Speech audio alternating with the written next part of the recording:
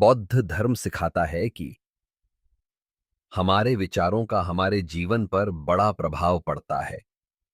आ यदि आप अपने मन को भय, संदेह या क्रोध जैसे नकारात्मक विचारों से भर देते हैं, तो ये विचार आपके आसपास की हर चीज को वास्तविकता से बदतर बना देंगे।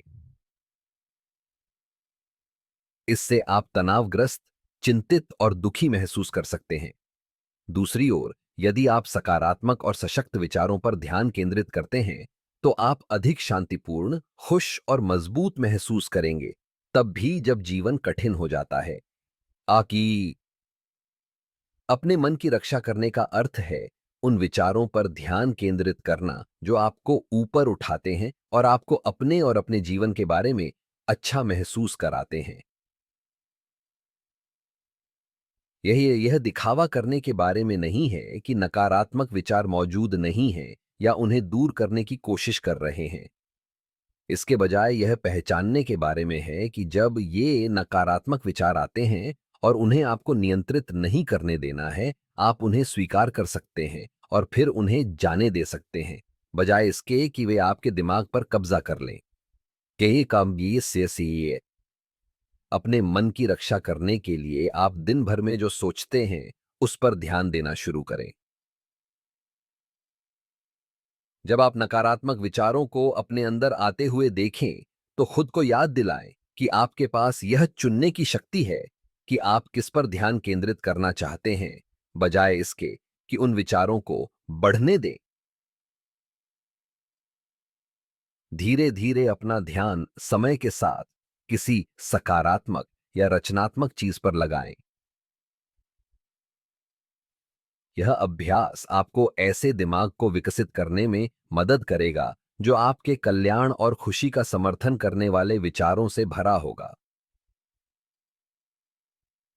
संक्षेप में, अपने दिमाग की रक्षा करने का मतलब है कि आप अपने मानसिक बगीचे में क्या जड़ें जमाने देते हैं, आदिता पिता, इसके प्रति सचेत रहना, सकारात्मक सशक्त विचारों पर ध्यान केंद्रित करने और उन लोगों को जाने देने से जो आपको नीचे खींचते हैं, आप एक मजबूत, शांतिपूर्ण आंतरिक दुनिया बनाते हैं जो आपको जीवन की चुनौतियों का आत्मविश्वास और शांति के साथ सामना करने में मदद करती है। एक प्रभाव आपके दिमाग की रक्षा करने का मेरा तरीका माइंडफुलनेस मेडिटेशन के माध्यम से है। यह अभ्यास आपको अपने विचारों और भावनाओं के बारे में अधिक जागरूक बनने, अपने मन को स्पष्ट, केंद्रित और सकारात्मक रखने का महत्व, अपने मन को नकारात्मकता से बचाकर और सकारात्मक सशक्त विचारों को विकसित करके आप अपनी आंतरिक शांति की रक्षा करते हैं, आद्या, और जीवन की चुनौतियों का सामना अनुग्रह और आत्मविश्वास के साथ करने के लिए आवश्यक लचीलापन विकसित करते हैं। जीवन की यात्रा में हम कई अलग अलग प्रकार के लोगों से मिलते हैं, कुछ जो हमें प्रेरित करते हैं, कुछ जो हमें चुनौती देते हैं और अन्य जो वास्तव में हमारे धैर्य की परीक्षा लेते हैं। बौद्ध धर्म इन मुलाकातों को देखने का एक अनूठा तरीका प्रदान करता है। आका हर व्यक्ति जिससे हम मिलते हैं, उसे एक शिक्षक के रूप में देखा जा सकता है, आने जो हमें महत्वपूर्ण सबक प्रदान करता है, जो हमें आध्यात्मिक और व्यक्तिगत रूप से बढ़ने में मदद करता है।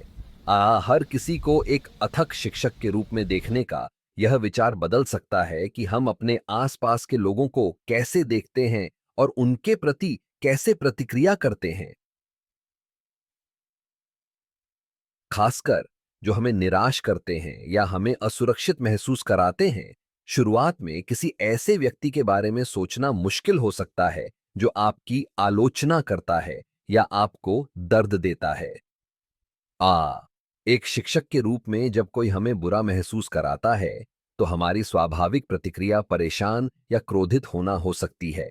हालांकि बौद्ध धर्म सिखाता है कि चुनौतीपूर्ण बातचीत से हम जो सबसे महत्वपूर्ण सबक सीख सकते हैं, वह है धैर्य।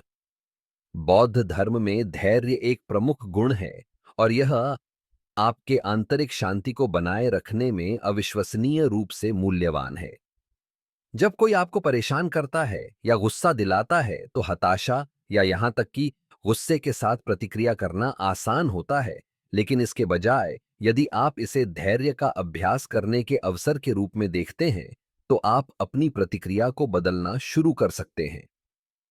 जितना अधिक आप धैर्य का अभ्यास करेंगे, समय के साथ यह उतना ही मजबूत होता जाएगा। आप पाएंगे कि आप उन चीजों पर उतनी जल्दी या दृढ़ता से प्रतिक्रिया नहीं करते हैं जो कभी आपको परेशान करती थीं। धैर्य आपको कठिन परिस्थितियों में भी शांत और संयमित रहने देता है। यह आपकी आंतरिक शांति को बरकरार रखने में मदद करता है, चाहे आपके आसपास कुछ भी हो रहा हो। धैर्य का अभ्यास करके आप न केवल कठिन लोगों या परिस्थितियों से अधिक शालीनता से निपटना सीख रहे हैं, बल्कि आप अंदर से भी मजबूत हो रहे हैं। आप कम प्रतिक्रियाशील हो जाते हैं, जिसका अर्थ है कि आप आसानी से परेशान नहीं होते हैं और आप चुनौतियों को अधिक शालीनता और बुद्धिमत्ता के साथ संभाल रहे हैं। आके इससे आप अपने बारे में और अधिक सीखते हैं और उन क्षेत्रों को देखना शुरू करते हैं जहां आप सुधार कर सकते हैं। संक्षेप में, बौद्ध धर्म सिखाता है कि जीवन में आपसे मिलने वाले हर व्यक्ति, चाहे वे आपको ऊपर उठाते हों या चुनौती देते हों, उन्हें एक शिक्षक के रूप में देखा जा सकता है। दूसरों को इस तरह से देखकर, खासकर जो आपको निराश या गुस्सा दिलाते हैं, आप हर बातचीत को एक सीखने के अनुभव में बदल सकते हैं। यह परिप्रेक्ष्य आपको धैर्य विकसित करने, आंतरिक शांति बनाए रखने और खुद के एक बेहतर संस्करण में विकसित होने में मदद करता है।